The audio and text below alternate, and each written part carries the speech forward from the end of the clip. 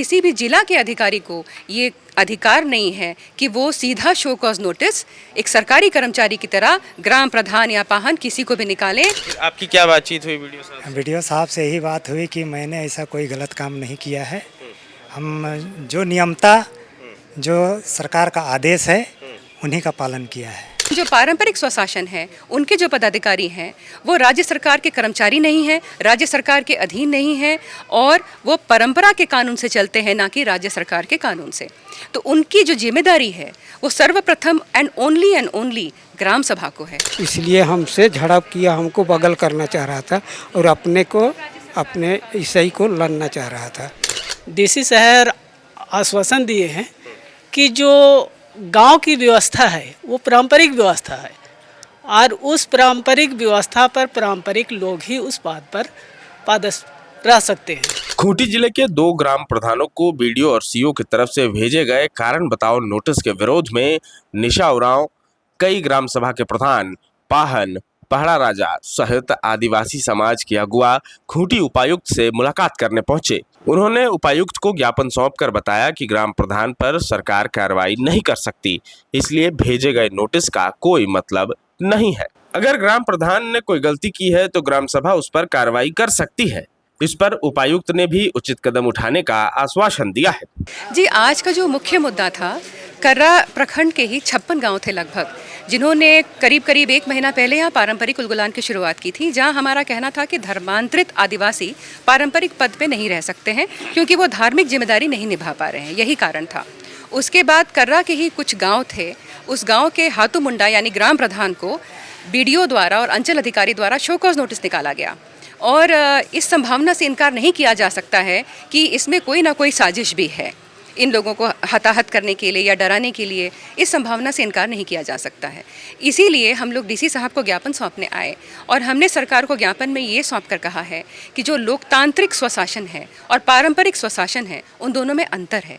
जो लोकतांत्रिक स्वशासन है जिसमें पंचायती राज व्यवस्था है उसमें चुनाव से आते हैं मुखिया और जिला परिषद सदस्य, चुनाव से आते हैं, राज्य सरकार के राज्य कानून के अधीन काम करते हैं और वो राज्य सरकार के अधीन माने जा सकते हैं, तो बीडीओ द्वारा उनको शो कॉज नोटिस निकाला जा सकता है। लेकिन जो पारंपरिक स्वशासन है उनके जो पदाधिकारी हैं वो राज्य सरकार के कर्मचारी नहीं हैं, राज्य सरकार के अधीन नहीं हैं और वो परंपरा के कानून से चलते हैं, ना कि राज्य सरकार के कानून से। तो उनकी जो जिम्मेदारी है वो सर्वप्रथम एंड ओनली ग्राम सभा को है। अगर उन्होंने कोई गलती की है तो उनका जो दंड है वो ग्राम सभा देगा अपने परंपरा के अनुसार। लेकिन किसी भी जिला के अधिकारी को ये अधिकार नहीं है कि वो सीधा शो कॉज नोटिस एक सरकारी कर्मचारी की तरह ग्राम प्रधान या पाहन किसी को भी निकालें या कोई भी कार्रवाई का इस प्रकार से उस चिट्ठी में वर्णन किया गया है कि आपके खिलाफ दंडात्मक कार्रवाई की जाएगी।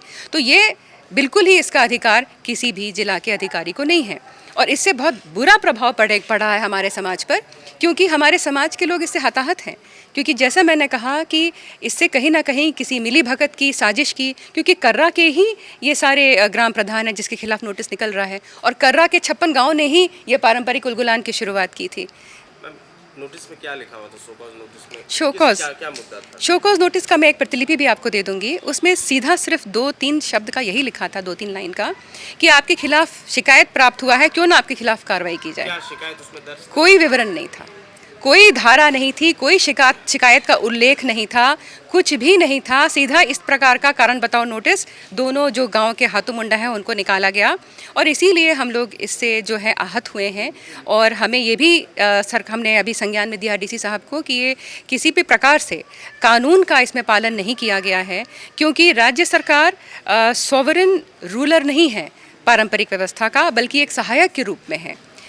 किन ग्राम प्रधानों को ये नोटिस दिया गया? ये डुमरगरी के ग्राम प्रधान है और घासीबाड़ी के ग्राम प्रधान है, वो हमारे साथ है, अभी निकल गए। जीतपाहन और हीरामन, आइए, वो ग्राम प्रधान भी हमारे साथ हैं। आप लोग कह रहे हैं कि ये हो सकता है साजिश भी, क्यों ऐसा लग रहा है? देखिए, कर्रा के 56 गांव थे, 56 गांव में इस प्रकार से पारंपरिक उलगुलान की शुरुआत की गई थी। तो यहाँ के जो ग्राम प्रधान हैं वो चाह रहे हैं कि अपने जो परंपरा के अनुसार ही अपने ग्राम प्रधान को चुने और पाहन को चुने। इसका विरोध हो रहा है, इसका जैसा कि आप समझ सकते हैं, स्वाभाविक है कि इसका विरोध भी हो रहा है और कई जगह झगड़े भी हुए हैं। जो कागज़ हम बांट रहे हैं उसे झगड़ा करके छीन भी लिया गया है। इस तरह की भी घटनाएं हो रही हैं। लेकिन हम लोग एक दूसरे को यही समझा रहे हैं कि आपका विरोध हो, आपके साथ मारपीट हो या छीना झपटी भी हो, आप किसी प्रकार का कानून को अपने हाथ में नहीं लेंगे।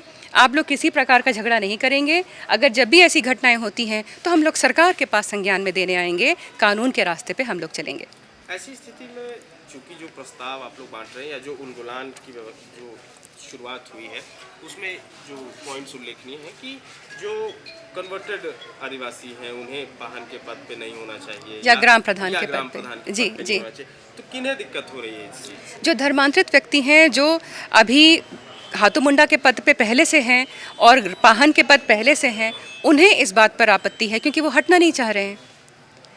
वो ये बात को नहीं समझ पा रहे हैं कि ये किसी समुदाय या धर्म के खिलाफ ये आंदोलन नहीं है, ये अपने संवैधानिक अधिकार को पाने के लिए ये आंदोलन है। तो अब अगर उस पद का सामाजिक जिम्मेदारी भी है, धार्मिक जिम्मेदारी भी है, अगर वो धार्मिक जिम्मेदारी नहीं निभा पा रहा है तो क्या ये उचित है कि वो उसी पद पे बना रहे?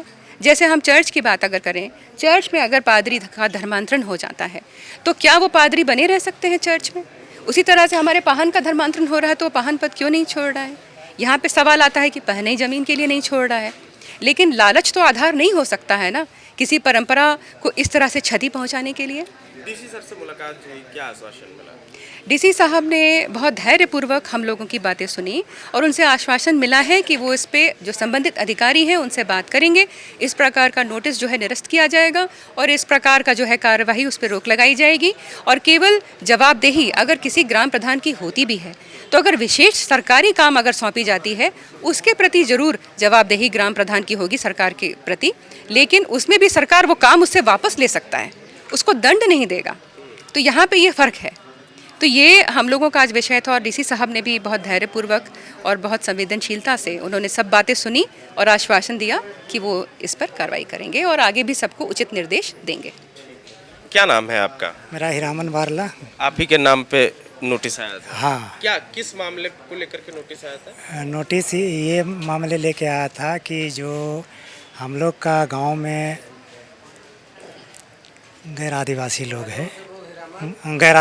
लोग हैं वो लोग अपना पद लेना चाह रहे थे। अच्छा। हाँ, तो इसमें यही नियम है कि परंपरागत होना चाहिए और परंपरागत के अनुसार ही हमने उसका खाता संचालन के लिए चयन किए।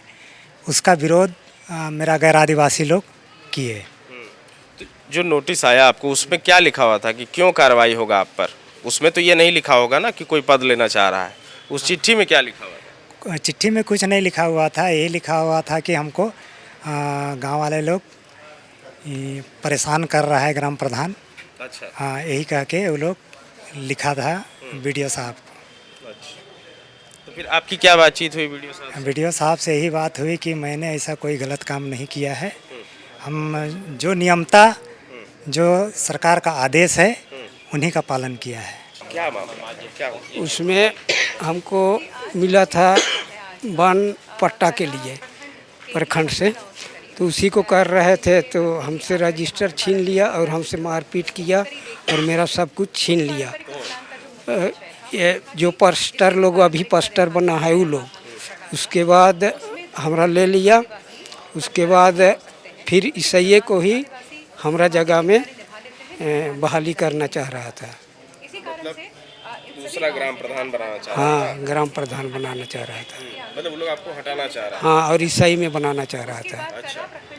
तो इसीलिए फिर हम अपना पद से थी कुछ नहीं किए, तो उसके बाद अभी तक भी हम वैसे ही हैं। मारपीट भी हुआ वहाँ पर? हाँ, मारपीट भी किया। कौन लोग मारा? ईसाई लोग ही मारा। ईसाई समुदाय के कौन पास्टर है, पास्टर पद में है तो अपना पेशा कानून के तहत वो लोग थोड़ा थी हो रहा है, बगल हो रहा है ना, तो उसके बारे में इसलिए हमसे झड़प किया। हमको बगल करना चाह रहा था और अपने ईसाई को लड़ना चाह रहा था। आपका क्या नाम है? जीत पाहन मुंडा, कौन गाँव? डूमरगढ़ी। आज आप लोग डीसी ऑफिस पहुँचे थे, क्या कारण था? डीसी ऑफिस पहुंचने का हम लोग का कारण यही है कि हमारे जो पढ़ा क्षेत्र के 2 ऐसे गांव हैं जिनको ग्राम प्रधान को प्रशासन द्वारा यानी ब्लॉक द्वारा उनको नोटिस किया गया था। उसी का ज्ञापन सौंपने के लिए हम लोग डीसी के सारे यहाँ आए थे। क्या कहा डीसी साहब? डीसी शहर आश्वासन दिए हैं कि जो गांव की व्यवस्था है वो पारंपरिक व्यवस्था है और उस पारंपरिक व्यवस्था पर पारंपरिक लोग ही उस पद पर पदस्थ रह सकते हैं। ये आपका नाम? मेरा नाम है सुखू संगा और एदल संगा बस पढ़ा के कार्यकारी राजा। गोल, जहां 27 वर्षों के सफर में 17,000 से भी अधिक छात्रों ने डॉक्टर एवं इंजीनियर बनकर भरे सफलता की ऊंची उड़ान, जहां साधारण छात्र भी झारखंड टॉपर्स बनकर बना रहे इतिहास। दूरदर्शी शिक्षाविद श्री विपिन सिंह के मार्गदर्शन में मेडिकल एवं इंजीनियरिंग के लाखों छात्रों के लिए आशा की किरण के रूप में गोल नेशंस लीडिंग इंस्टीट्यूट। प्रॉब्लम हो गया और सडनली हो गया, अचानक हो गया। तो Jeevan Jyoti super specialist hospital में एडमिट करके इनका एंजियोग्राफी कराया। एंजियोग्राफी करने के बाद वो अपना रिपोर्ट दिया कि इनका 95% प्लस ब्लॉकेज है, स्टेंट से काम नहीं चलेगा, इनको बाईपास करना ही पड़ेगा। तो कबीर हर्ब है। जब यहाँ पहुँचे फर्स्ट टाइम में इनको दिखाया तो माशाल्लाह रिपोर्ट बहुत बढ़िया है। 1 सप्ताह अंग्रेजी दवा चलाना है, उसके बाद दवाई बंद कर देना है।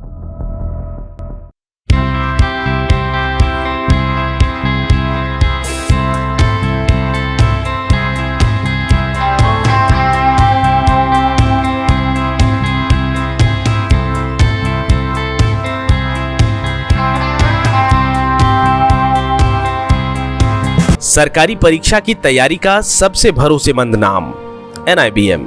अच्छा कोचिंग ढूंढ रहे थे तो फिर गूगल में ही बताया कि यहाँ का रेटिंग भी बहुत अच्छा था। पुरुलिया से आए हैं यहाँ पर कोचिंग करने के लिए। NIBM के बारे में मेरे एक भैया हैं जो पिछले साल ही बैंकिंग यहीं से प्रिपरेशन किए और इस बार IBPS PO में सिलेक्शन लिए। मेरा अभी फाइनल सिलेक्शन हुआ है RRB PO में, उत्तर बिहार ग्रामीण बैंक में। मेरा फाइनल सिलेक्शन RRB PO में हुआ है।